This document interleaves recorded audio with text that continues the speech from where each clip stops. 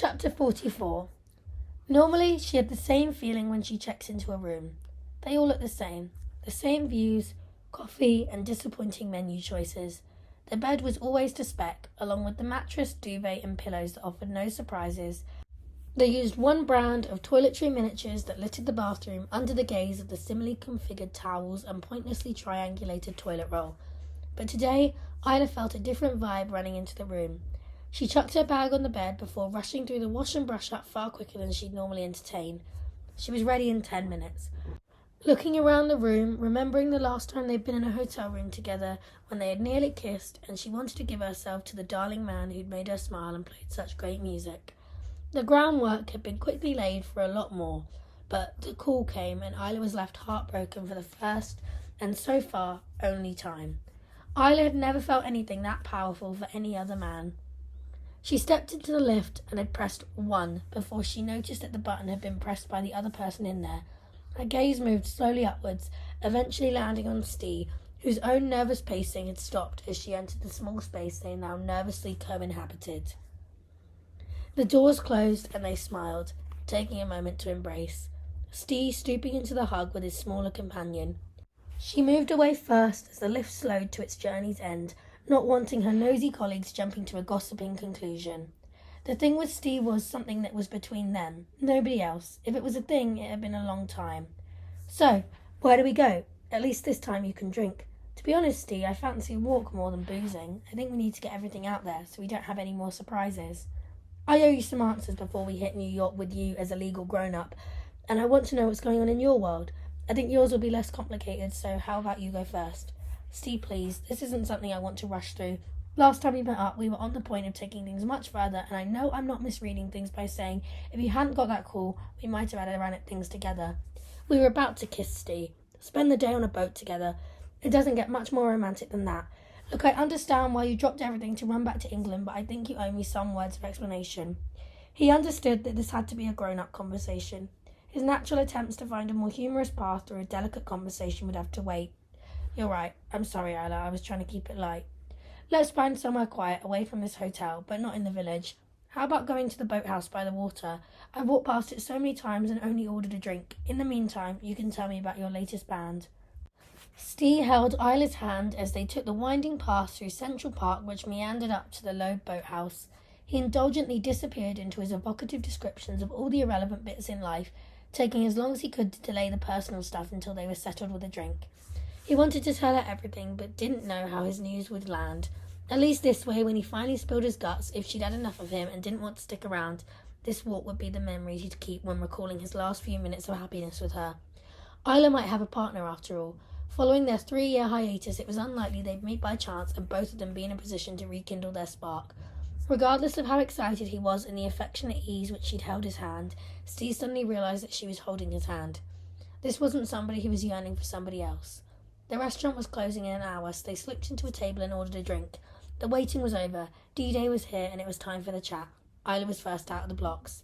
I've got plenty to tell you, but given how things finished, I think the onus should be on you, Steve.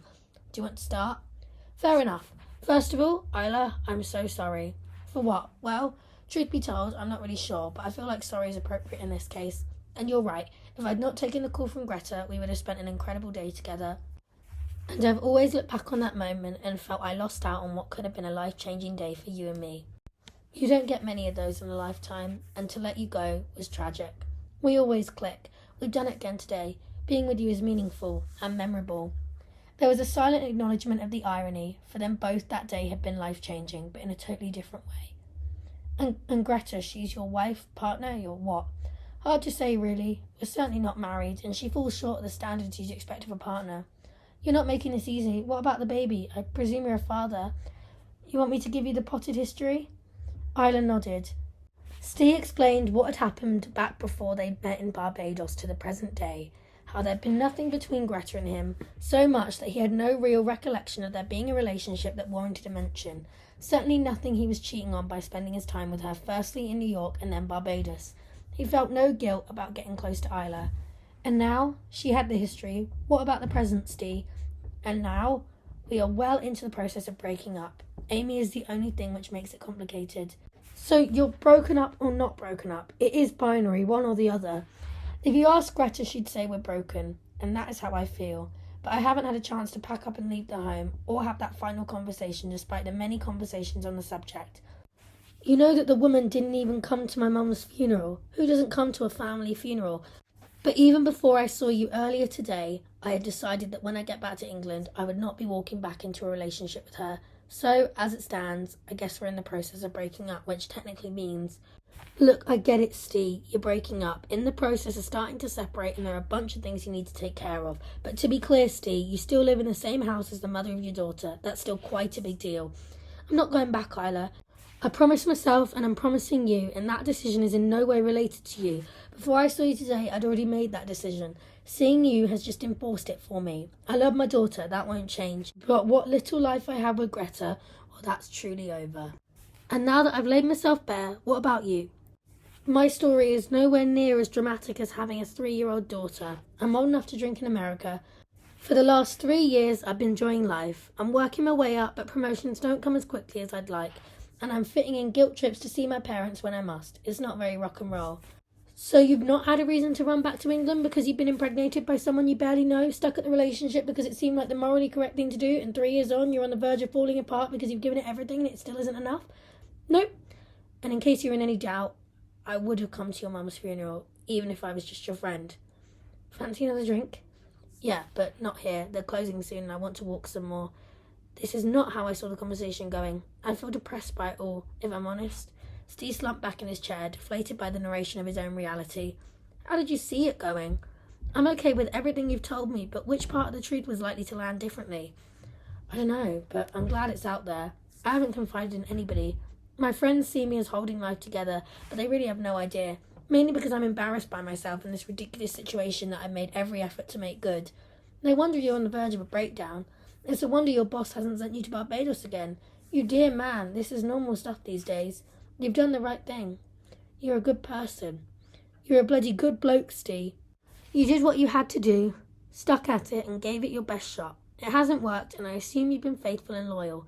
You didn't have to tell me what was going on in Barbados. You could have shagged me rotten and let me fly off none the wiser before doing the honourable thing. You chose not to. That's a really attractive quality, Steve. Now pay the bill and I'll be back in a minute. Your choice where we go next. Isla went to freshen up, unsure whether to laugh or chastise herself for introducing Shaggy into the conversation.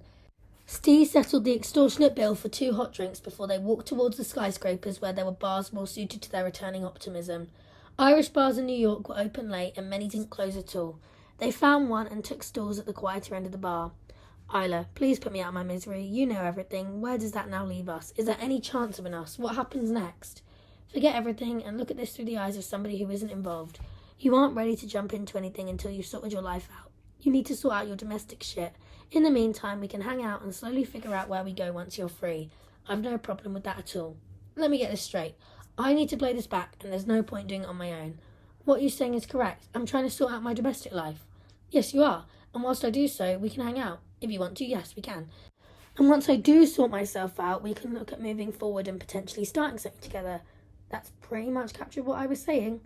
Does the hanging out extend to a kiss? Not officially, but I think I owe you, so maybe just this once. Not hesitating for a second in case something scuppered him like a ringing phone, Steve leaned in, his arms wrapped around the back of her head and his fingers caressed her hair draped over her shoulders. After 4 years of waiting, they finally kissed. Isla felt the long overdue embrace in her core. It seemed to last a lifetime and would have lasted for longer if it were not for the intrusive piss-taking applause coming from a bunch of Yankee fans at the other end of the bar. That was nice. You'd have had something even better 3 years ago if you hadn't fallen asleep. What do you mean? Isla filled him in on what almost happened during their previous night together. I fell asleep while you were saying you wanted me. Well, I did say that you might have shagged me rotten, but don't get carried away, Steve. You're older than you were, and I'm now well out of your league. You've still got a lot of work to do. It wasn't going to happen tonight, but they knew things were going to be all right. This was going to happen. They devoured their calamari and buffalo wings as the bar emptied. Although this was a drinking den, the Blackguards pub was not going to get any busier on the first Sunday night after Labor Day. New York was ready for the working week and things had thinned out. Although they had the freedom of the city, it was late and the 5-hour time difference was now kicking in. Despite being desperate to stay out, their bodies were screaming for sleep, so they set off on the short walk back to the hotel. If the lobby bar is still full of my colleagues, you'll understand if I can't be asked answering questions, especially questions which I don't know the answers to myself. I want this to mean more, Steve. However, until this situation with Greta is sorted, you and I can't be anything more than this. And what is this? We are everything except bedroom people. Hey, I have a suite. Can we be sweet people? Isla smiled, accustomed by now to Steve making a joke wherever possible, but she clearly needed to be understood. See, sort your shit out, and then we can be whatever people we want us to be. I'm not charging into this under a cloud, and I will not be the woman who broke up your family. It's not right. You wouldn't want it the other way. I know you well enough to know that. You're right, Isla. Frustratingly accurate. How do you know me like this? Because you've had my attention for a really long time, Steve. It's just a shame it's taken us so long to get to today. But I'll be here when you're sorted, unless you screw it up again, in which case it'll be a lucky escape for me. Isla saw her colleagues in the reception bar. This is where we go our separate ways. Is that okay? You go first, Isla. Have a nice night and call me tomorrow. Here's my new card with my US and UK numbers. My email is on there and the agency website which takes messages. Please don't lose it this time. Isla moved forwards and landed the last kiss of the evening onto Steve's cheek. Although he wanted more, Steve happily went off to his suite alone, but very happy. Before going to sleep, he received a text message from an unknown number. Thanks for tonight. See you tomorrow. This is Isla, by the way. You're going to need this number.